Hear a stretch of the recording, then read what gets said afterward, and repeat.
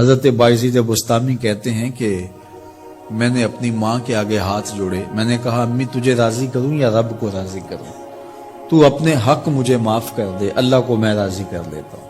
ماں نے کہا جاؤ پتر میں اجازت دیتی ہوں۔ گئے جنگلوں میں ذکر و فکر میں لگے رہے، تنہائی میں اس کو یاد کرتے رہے، دن رات ذکر کے چراغ روشن رکھے۔ 12 سال گزر گئے حق کی تلاش میں۔ ایک دن واپس بستام کے قریب سے گزر رہے تھے، خیال آیا چلتے چلتے ماں کو سلام کر جاؤں۔ دروازے کو دستک دینے لگے تو اس خیال نے ہاتھ روک لیا کہ ساری زندگی ماں کو سکھ تو دیا کوئی نہیں، اب دکھ بھی کیوں دینے لگے ہو؟ رات کا ایک پہر بیت گیا ہے، سردیوں کی لمبی رات ہے، ماں بستر میں لیٹی ہوگی، تیرے لیے اٹھے گی، دروازہ کھولے گی۔ دروازے کے ساتھ ہی لگ کے بیٹھ گئے اور ساری رات کاٹ دی، اس خیال سے کہ ماں کو تکلیف نہ ہو۔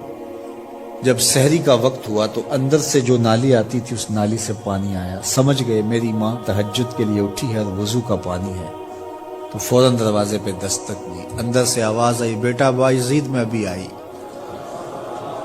مائیں بیٹوں کے دستک کے انداز سے جان لیتی ہیں یہ کس بیٹے کے ہاتھوں کا لمس ہے۔ 12 سال کے بعد آئے، دستک دی، کہا بیٹا بایزید میں ابھی آئی۔ ماں کی تو نگاہیں ہی دروازے پہ رہتی ہیں۔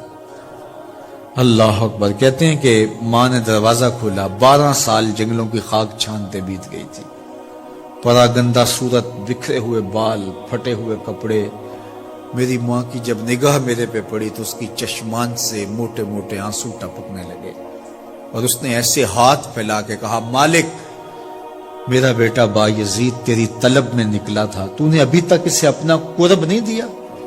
حضرت بایزید بستامی کہتے ہیں 12 سال کی ریاستوں سے جو کچھ نہیں ملا تھا ماں کے اٹھے ہوئے ہاتھوں سے مل گیا۔ میں نے کہا مالک میں تجھے کہاں ڈھونڈ رہا ہوں، تو کہاں موجود ہے؟ تو ماں باپ کی رضا اللہ کی رضا کا دروازہ کھولتی ہے۔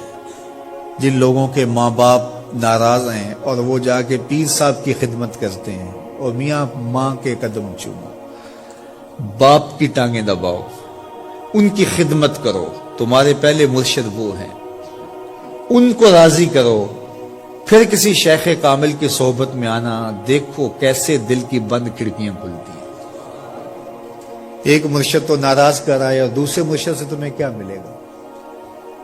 تو راستہ یہیں سے کھلے گا۔ والدین کو کبھی ناراض نہ کرو، والدین کو کبھی دکھ نہ دو، والدین کو کبھی تکلیف نہ پہنچاؤ، اور والدین کو بھی چاہیے کہ اپنی اولاد کو اپنا نافرمان نہ بنائے۔